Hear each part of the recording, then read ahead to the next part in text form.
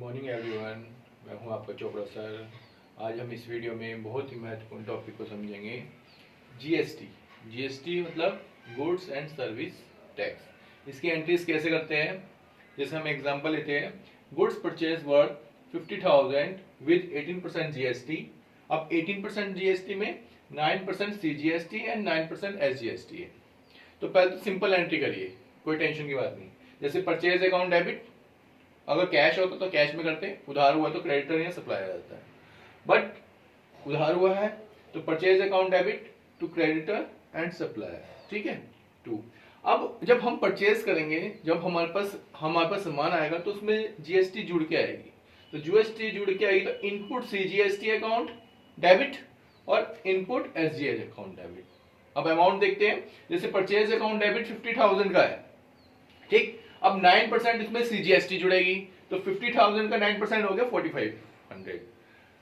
Input SGST 50,000 का 9% 4,500, ठीक है। अब इन सबको जोड़ देंगे तो हमारा आ जाएगा 59,000। बस सिंपल। इसमें बच्चे टेंशन करते हैं कि क्या होगा, ऐसी सेल्स में होता है। अगर सेल्स होगी कैश में होगी तो कैसे एंट्री करोगे आप बताइए?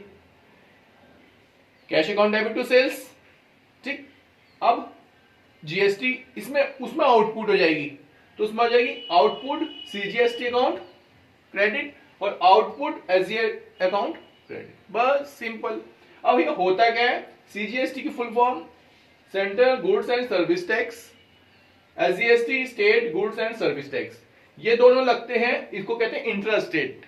एक होता है इंटर स्टेट, होता है इंटर स्टेट। अभी इसे वही एक्सप्लेन करता हूं। और एक होता है आईएचजीएसटी। आईएचजीएसटी मतलब integrated goods and service tax.